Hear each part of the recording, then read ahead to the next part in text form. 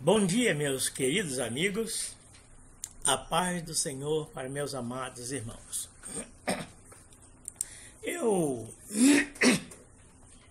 Garganta, né? Hoje está meio frio aqui, já está começando a fazer calor, faz muito calor durante o dia, mas de manhãzinha e à noite faz frio ainda. Estou em Anápolis, Goiás, né? Eu sou o pastor Valdecir, como acho que todos vocês já conhecem. Para meus amigos, principalmente os radioamadores, eu sou PP2VO, Valdecir de Oliveira, de Anápolis, Goiás. Bom, mas eu quero falar aqui da palavra de Deus. Eu, por várias vezes, já prometi aos senhores de falar de um assunto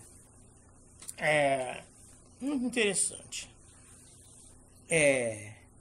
As brechas da lei e sua analogia na palavra de Deus. Meus amigos, meus irmãos,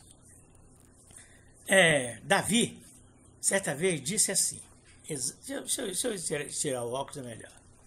Davi, certa vez, disse assim: escondi a tua palavra no meu coração para não pecar contra ti. Interessante, não é?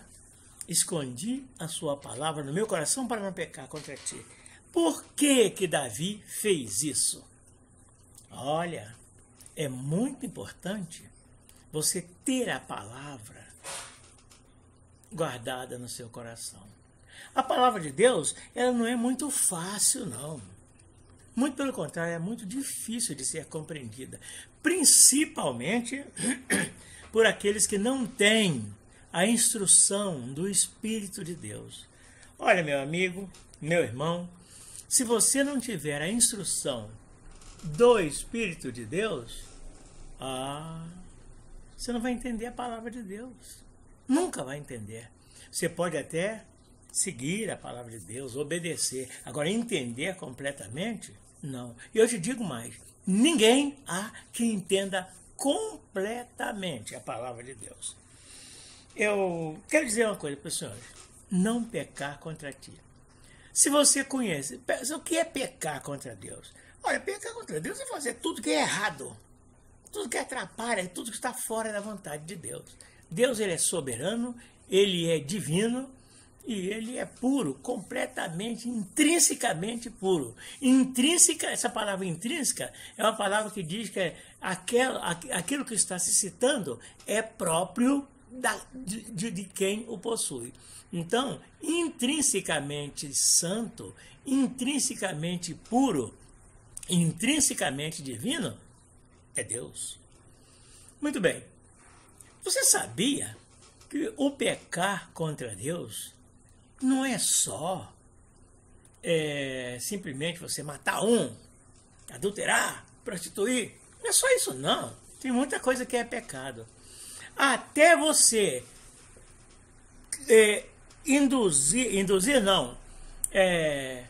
acusar alguém de pecado, sendo que a pessoa não pecou. Você sabia que, como na palavra diz assim, olha, não sejais demasiadamente santos e não sejais demasiadamente justos. Olha, o demasiadamente santo, ele peca contra Deus. Se ele tivesse a palavra de Deus guardada no seu coração, ele não seria demasiadamente santo. Deus não quer ninguém demasiadamente santo, ele quer santo. Deus não quer ninguém demasiadamente justo, ele quer justo. Então, o que é ser demasiadamente santo? Demasiadamente santo é aquele que se julga tão santo, mas tão santo, que quem não for santo igual a ele condena. Ele está pecando. Ele está pecando. Porque, olha, vocês sabiam que tem pecados que são atribuídos a pessoas que, para Deus, não são pecados? A própria palavra de Deus diz assim: bem-aventurado o homem em quem, ou no qual, Deus não imputa pecado. Quando diz assim, em quem Deus não imputa pecado, olha bem, pecado é aquilo que o homem acha. E Deus não imputa porque ele sabe que não é pecado. Vocês querem ver uma coisa? Olha, eu estou falando isso aí, hoje eu não vou falar das brechas da lei, não, e da sua analogia na palavra de Deus. Mas eu quero falar alguma coisa, eu quero falar um trecho que pertence a esse tema. Eu não sou um teólogo, eu sou formado em teologia, mas teólogo eu não sou, né? Então, o que acontece? É uma parte muito complexa e eu nunca vi ninguém falar sobre esse assunto, hein?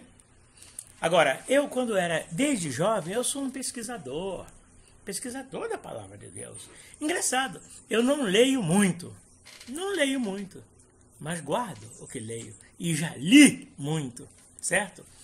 Então eu fico lembrando das coisas que li e a palavra de Deus diz que o Espírito Santo, quando viesse, ele nos lembraria daquilo que lemos, daquilo que ouvimos e daquilo que vimos. Graças a Deus, eu lembro do que li, do que ouvi e do que vi.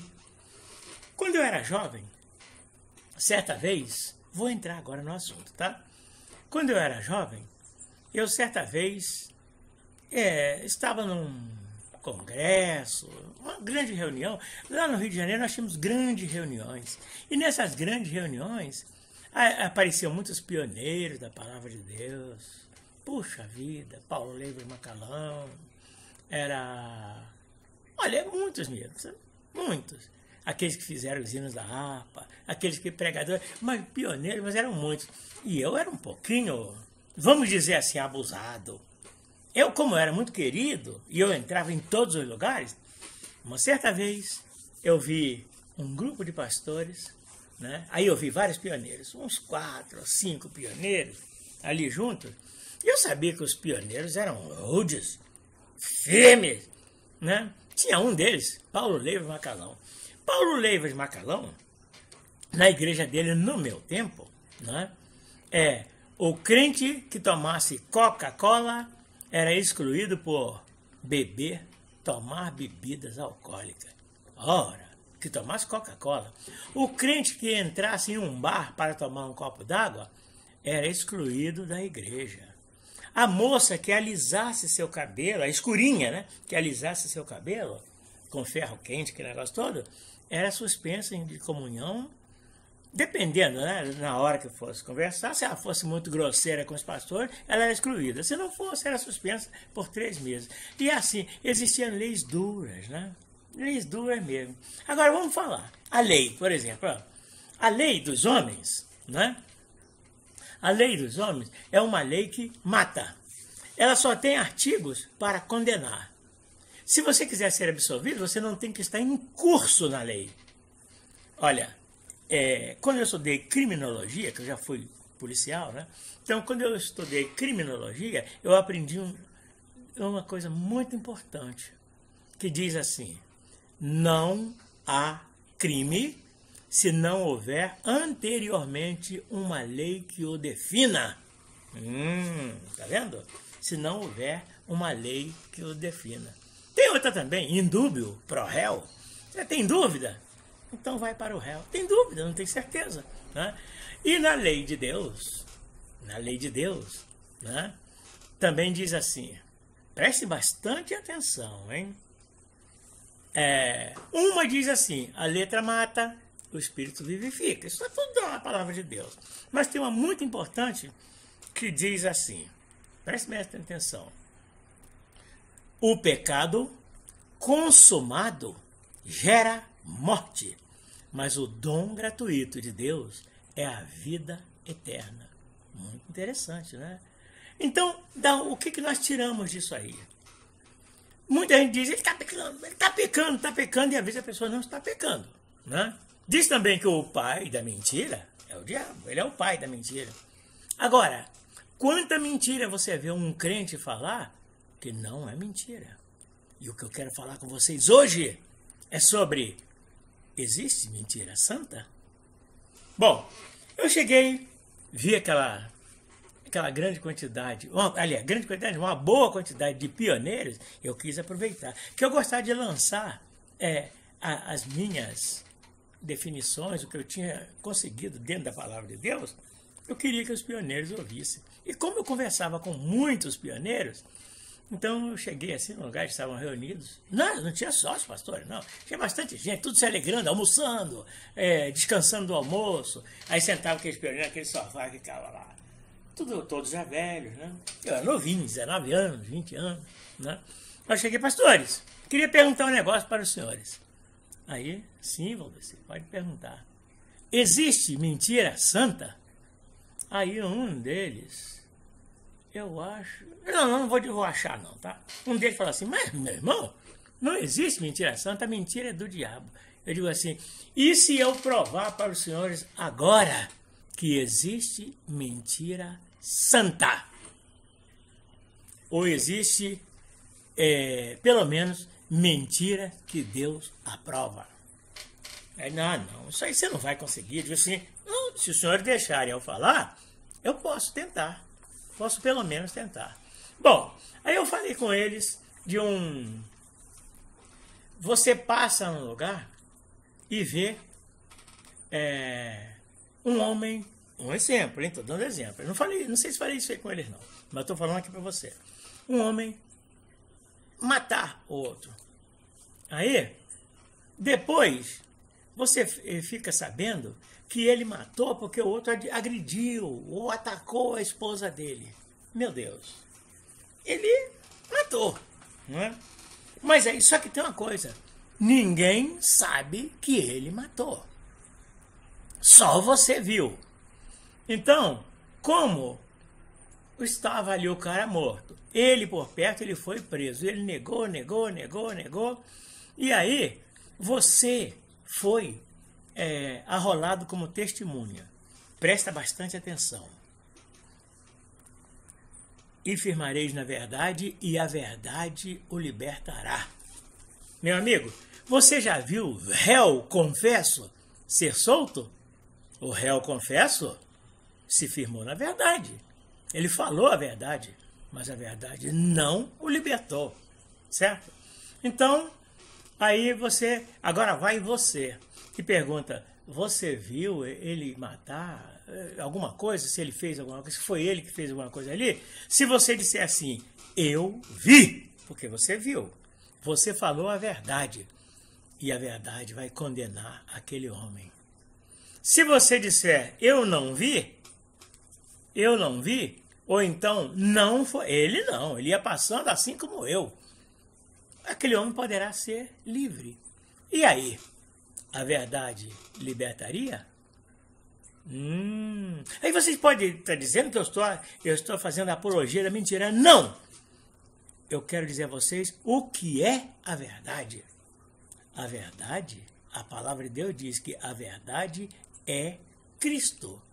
Não pense você que toda a verdade é santa, não.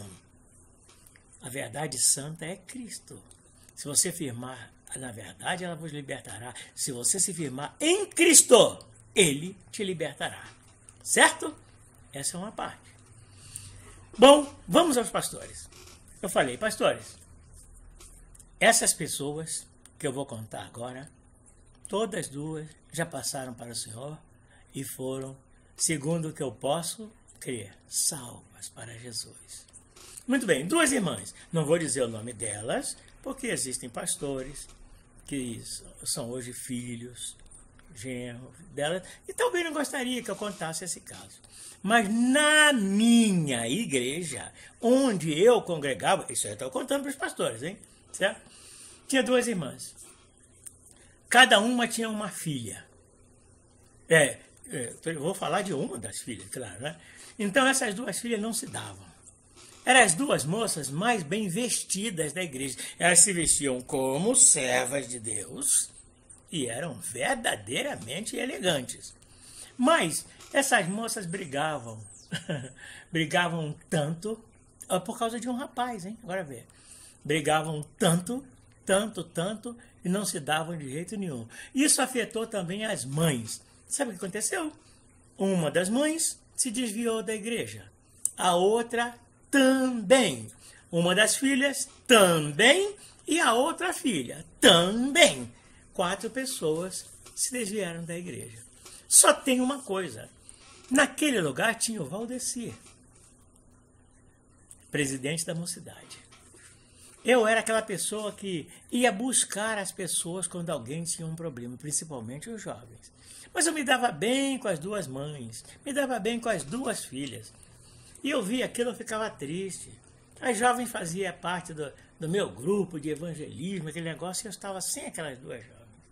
Então eu pensei, espera um instantinho, eu posso dar uma pausa? Espera um pouquinho, deixa eu dar uma pausa aqui. Aí, deixa eu dar uma pausa. Pronto, voltei. Então, eu pensei, meu Deus, o que eu vou fazer? E eu aconselhava as duas, aconselhava. Ia na casa de uma, enchia de conselho. Ia na casa de outra, enchia de conselho. E as duas eram irredutíveis, completamente irredutíveis, tanto as filhas como as mães. Aí eu pensei, sabe de uma coisa? Eu vou pregar uma mentirinha santa. Foi a primeira que eu fui fazer, né? Vou pregar uma mentirinha santa. Cheguei na casa da primeira, era uma rica e outra pobre, né? Mas naquela igreja, ricos e pobres eram completamente irmanados. Ninguém separava rico para um lado e pobre para o outro, não. Muito bem. Aí eu cheguei na casa da rica, aí falei, irmã, eu queria falar uma coisa com a senhora. A senhora não se dá com a outra irmã, né? Não. Eu não quero ver aquela danada nem pintada, porque não sei o que, porque e você, fulana, a filha? Não, também não quero ver nenhuma das duas, porque não sei o que. Eu vou contar uma coisa para vocês, que vocês não vão acreditar. O que foi? Sabe que eu estava conversando com ela? E perguntei sobre essa situação de vocês. Ela disse assim, eu amo tanto a minha irmã, eu tinha tanta vontade de fazer as pazes com ela. E a filha também disse assim, eu também tinha vontade de fazer as pazes com a minha colega, nós estamos separadas, tão desviadas dos caminhos do Senhor. Eu falei assim, ué. Aí ela falou, não, ela falou isso? Essa aí não era muito humilde não, hein? Ela falou isso? Falou. Meu Deus, que vergonha. Eu disse assim, já pensou, irmã, que vergonha? A senhora odeia tanto a irmã e ela declara amor pela senhora. Meu Deus. Era um tempo que o crente ainda refletia, sabe? Tanto a jovem como a mãe refletiram. Eu falei, se de repente elas chegassem aqui, agora, e dissessem, irmã, eu vim aqui pedir perdão e fazer as pazes com a senhora faria? Ela falou, Jesus! Ah, mas eu faria sim, eu faria. Ah, isso é muito bom. E você? Faria as pazes também com a colega, com a fulana? Aí, não, aí é claro que eu faria também. Aí eu digo, tá bom, pois ela está a fim de vir aqui, hein? Eu recebo. Aí eu peguei minha bicicletinha, esse tempo eu não tinha carro, peguei minha bicicletinha, para casa da outra. Aí cheguei lá, a mesma conversa.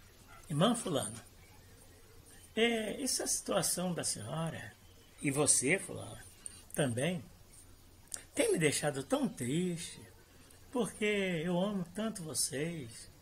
Você trabalha comigo na mocidade, trabalhava, agora está desviada, sua mãe desviada da igreja, tudo por causa daquelas irmãs.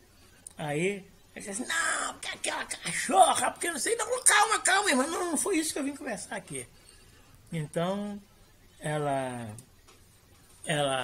eu falei assim, escuta, vocês sabiam que eu estive conversando com ela, e ela me disse que ela não tem tanta raiva das irmãs, não, ela tem vergonha de estar de mal com vocês e não teve coragem de fazer as pazes. Mas se vocês quisessem fazer as pazes com ela, ela aceitava de todo o coração. De todo o coração. Falou, é verdade? É. Que tal nós, e essa era mais humilde um pouco, tá? Que tal, as duas eram mais humildes. Que tal nós irmos até a casa dela, agora, e acertarmos essa situação? Gente, ela falou isso mesmo? Aquela irmã é brava toda a vida, e ela falou isso, falou. Não, então eu vou agora. Arrumou ela, a filha, eu e a minha bicicletinha saímos a pé carregando a minha bicicletinha e chegamos na casa da outra. Uma morava numa casa mais pobre, né? Só que elas moravam, não era que fosse mais pobre, morava num palacete, mas um palacete de 1800 e pouco, tudo abandonado, tudo caindo aos pedaços, elas moravam lá tomando conta. A outra morava lá num apartamento de luxo, né? Então, aí fomos para lá. Quando chegamos, nem campainha tinha, né, naquele tempo. Aí, ô irmã, a paz do Senhor. Aí, ó, eu tenho uma surpresa para a senhora. As duas ficaram meio escondidinhas assim. Aí você falou, são elas? Ela falou, são elas? Eu digo, são elas. Vieram aqui para nós acertar a situação. Irmão, nós entramos. Nós entramos e tinha uma mesa posta com biscoito de chuva, sei lá o nome daquele negócio, bolinho de chuva, tinha bolo, pão de queijo, tinha tudo lá para receber a outra. Irmão, nós fizemos uma oração. Nós somos, olha, para os meus amigos que não entender o que é isso, nós somos pentecostais. Sabe o que aconteceu? As duas, que já não falavam línguas, não manifestavam os poderes, as 4 foram renovadas no Espírito Santo e ficaram amigas e foram amigas até a morte. Certo? Aí eu falei, e aí, pastores? Eu não falei a verdade. Eu pergunto aos senhores, existe mentira santa? Os pioneiros, um deles, não sei se foi Paulo Macalão, não me lembro se foi ele. Não, eu não vou nem botar nome, não, porque eu não sei se foi ele. Então, Antônio Silva, né? Estava Antônio Silva, Paulo Macalão, não sei se estava Emílio Conde. Tinha uma turma mesmo, né? Então ficaram quietos assim, aí olhavam um para o outro. Eu digo assim, irmãos, se não existisse mentira santa, Deus não teria aprovado essa atitude. Se Deus aprovou, porque aquilo poderia nem sequer ser considerado mentira por Deus. Foi considerado apenas santidade. E os pioneiros? Os pioneiros, de vez em quando, tinham cada surpresa comigo, mas surpresas grandes mesmo, que eu fazia isso sempre. Então, os pioneiros ficaram quietos. Puxa Deus, eu nem quero dizer essa palavra, mentira santa, mas que você está completamente certo, isso está. Isso acho que quem falou foi Paulo Leivas Macalão. Irmãos, prestem atenção, a letra mata, o espírito vivifica. Olha, todos os pecados citados na palavra de Deus só servem para jogar o homem no inferno. Se for em curso neles, vai para o inferno. Todos os crimes no Código Penal brasileiro, Código de Processo Penal, jogam o homem na cadeia. Certo? Tudo. Quem tiver em curso vai ser condenado. Por isso que Jesus disse, a letra mata, mas o Espírito vivifica. Se nós guardarmos a palavra de Deus em nossos corações para não pecar contra Ele, nós não vamos pecar, nem tampouco acusar os outros de pecados que não existem. Irmão, você acha que quando Paulo Macalão, já falei, né? Vou repetir, Paulo Macalão excluía alguém por ter um radinho de pilha? Podia ter um rádio grande, não tinha problema, mas de pilha não podia. De pilha era excluído. Irmão, onde ele arranjou isso na palavra de Deus? Aonde ele arranjou que televisão era do diabo? Uma certa vez eu tive outra demanda com Paulo Macalão, por causa da televisão. Se televisão era do diabo, por que na palavra de Deus diz assim, ó, a ciência se multiplicará? Ciência é sabedoria, ciência é conhecimento, ciência é de Deus. Mas por muito se multiplicar a iniquidade, o amor de muitos esfriará. E iniquidade não é de Deus. A iniquidade invadiu a ciência, certo? Assim como diz a palavra de Deus, tu és Pedro, e sobre esta pedra edificarás a minha igreja, e as portas do inferno não prevalecerão contra ela. Então, meus irmãos, olha, não deixem portas do inferno entrarem na igreja para acusar. Agora, preste bem atenção, para que eu não estou fazendo apologia de pecados e de crimes. Mas eu estou dizendo o seguinte, cuidado quando acusar alguém de um pecado ou de um crime, sem conhecer plenamente a palavra de Deus ou o Código Penal. Porque, olha, preste bem atenção, um bom advogado, ele, aliás, nenhum advogado será um bom advogado se não conhecer perfeitamente as brechas da lei. E um cristão também não será um bom cristão, não será um bom pastor, se ele não conhecer a analogia das brechas da lei, que são as portas que Deus deixou. Quer ver uma coisa? Olha só as coisas que Deus deixou. Se vós estiverdes em mim, e as minhas palavras estiverem em vós, pedireis tudo que quiserem, e vos será concedido. Irmãos, se você estiver em Deus, e as palavras dele estiverem em você, eu garanto, pela palavra de Deus, que você vai conseguir. Porque tem uma coisa, eu já consegui muita coisa desse jeito. Me coloquei diante da palavra de Deus. E coloquei na presença de Deus e pedi, Senhor, eu quero isso. E Ele me deu. Quando eu fui entrar para a Força Aérea Brasileira, eu falei, Senhor, eu já tinha me colocado na presença do Senhor. Falei, Senhor, eu quero passar no concurso da Força Aérea Brasileira. Irmão, o concurso era terrivelmente difícil. E é ainda terrivelmente difícil, mas muito difícil mesmo. O Senhor falou assim para mim, meu servo, vá e eu te concederei. Agora, antes disso, meu servo, chama aqueles que te convidaram para fazer o concurso, que eles vão fazer também, dê aula para eles. Eu sabia muito, eu conhecia do assunto, da matéria, eu conhecia tudo. Muito bem. Aí eu fui chamar os colegas, né? Eram soldados, né? E cabo. Fui chamar, falei assim, olha, eu vou fazer o concurso sim, mas antes quero dizer a vocês, todo aquele que precisar de um reforçozinho, eu dou aula para vocês. Eles zombaram de mim. Bem, aí eu não dei aula para ninguém. Irmãos, partimos para São José dos Campos. E chegando lá, entre outras coisas, o Senhor um dia falou assim para mim, o que você veio fazer nessa cidade é da minha vontade, pois eu te mandei vir aqui e amanhã mesmo eu entregarei tudo nas suas mãos. O outro dia era o concurso. Irmão, para levar uns 2 dias de concurso, né? Eu fui o primeiro classificado e colocado em todo o Brasil. Certo? As brechas da lei ensinam o advogado como fazer para defender o seu constituinte. E as entradas, os portais que abrem o coração de Deus estão na palavra de Deus. Também sabe para quê? Para você entrar por eles. Entrai pelas portas da justiça.